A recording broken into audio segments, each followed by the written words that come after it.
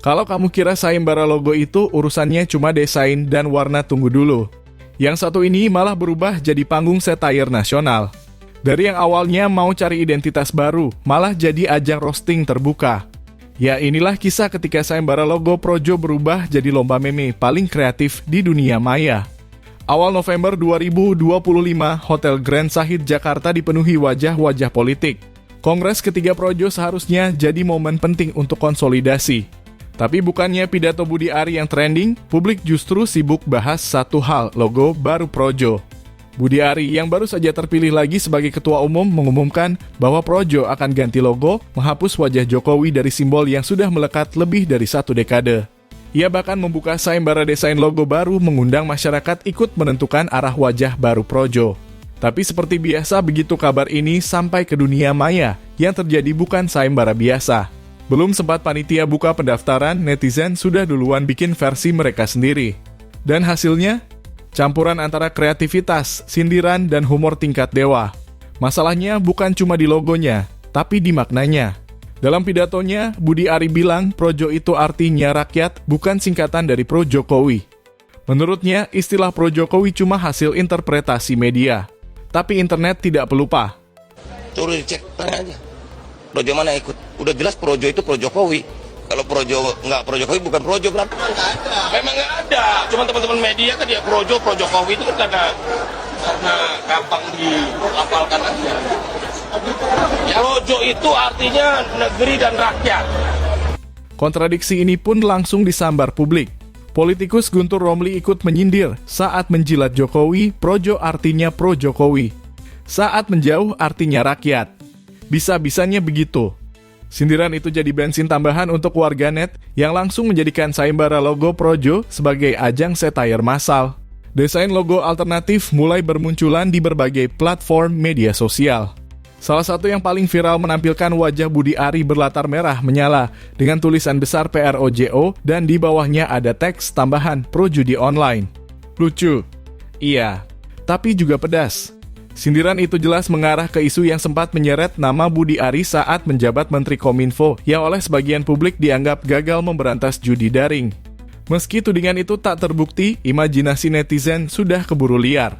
Ada pula desain bergaya klasik, dadu merah, kartu remi, hingga mesin slot bertuliskan Pro Judi Only, dan yang paling absurd, gambar Dewa Petir Zeus sedang menarik tuas mesin slot bertuliskan Projo Jackpot. Kreatif banget, tapi juga menusuk dalam. Komentar publik pun gak kalah seru, desainnya keren-keren, jujur, dan sesuai kondisi asli, tulis satu akun, Pak Budi, silakan pilih pemenangnya, semua bagus, sindir yang lain. Di satu sisi mengganti logo sebenarnya wajar. Organisasi tumbuh, situasi berubah, simbol pun bisa berganti. Tapi dalam politik, setiap logo adalah identitas ideologis. Apalagi kalau logo lama menampilkan wajah seorang presiden yang jadi ikon gerakan. Maka ketika Projo memutuskan menanggalkan wajah Jokowi, banyak yang melihatnya bukan sekadar desain baru, tapi tanda arah politik yang juga ikut berubah. Apalagi Budi Ari kini terang-terangan mendukung Prabowo. Bagi netizen, langkah itu terasa seperti rebranding yang agak terburu-buru. Pertama bahwa Projo ini adalah pelopor pendukung Pak Prabowo Gibran.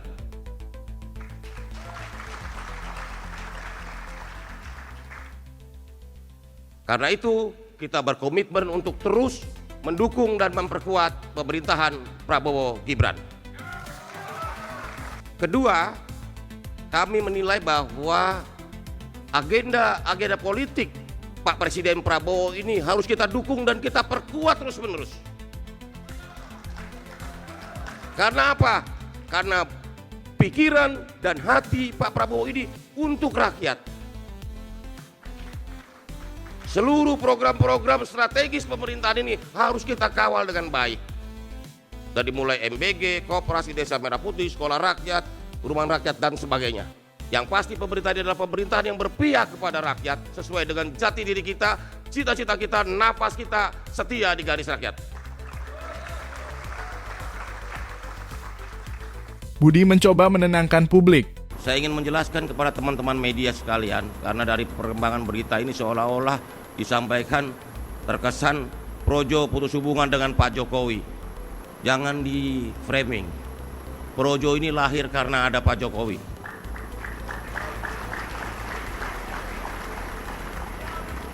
Tolong kepada semua media jangan mengadu domba sesama anak bangsa. Projo ini lahir dari semangat lahirnya pemimpin rakyat yang bernama Bapak Joko Widodo. Jadi Projo sejatinya lahir karena ada seorang pemimpin rakyat yang harus lahir dari kandungan rakyat itu sendiri yang bernama Bapak Joko Widodo. Jadi sejarah Projo adalah sejarahnya Pak Jokowi sampai 10 tahun berlangsung dari 2014 sampai 2024. Karena saya mendapat berita dari berbagai media, kok ada yang bilang Projo pisah dari Pak Jokowi. Ini luar biasa sekali framing adu dombanya. Tadi pagi saya masih komunikasi dengan Pak Jokowi kok, bahwa perubahan logo ini adalah bagian dari transformasi organisasi Projo untuk menjawab tantangan dan perkembangan zaman. Nanti logonya sendiri akan kita sayembarakan sehingga partisipasi publik bisa muncul nanti logo Projo yang baru. Kontradiksi itulah yang membuat publik semakin bingung dan tentu saja makin ramai dijadikan bahan lelucon. Akhirnya sayembara logo yang seharusnya jadi momen serius malah berubah jadi panggung satire. Bukan sekadar soal gambar atau warna, tapi tentang kejujuran dan konsistensi dalam politik. Karena di era digital seperti sekarang, citra tak lagi dibentuk oleh baliho, tapi oleh meme, sindiran, dan komentar netizen. Sayembara logo Projo membuktikan satu hal bahwa rakyat bisa kreatif sekaligus kritis, dan di tangan warganet, satire bisa jadi cermin paling jujur bagi kekuasaan. Kadang kritik tak perlu disampaikan lewat pidato panjang, cukup lewat satu logo, satu meme, dan satu tawa kecil yang penuh makna. Dari sayembara logo Projo ke parade sindiran warganet, kita belajar bahwa simbol boleh berubah, tapi publik selalu tahu makna di baliknya. Dan di dunia maya, yang paling cepat bukan yang paling kuat, melainkan yang paling relate.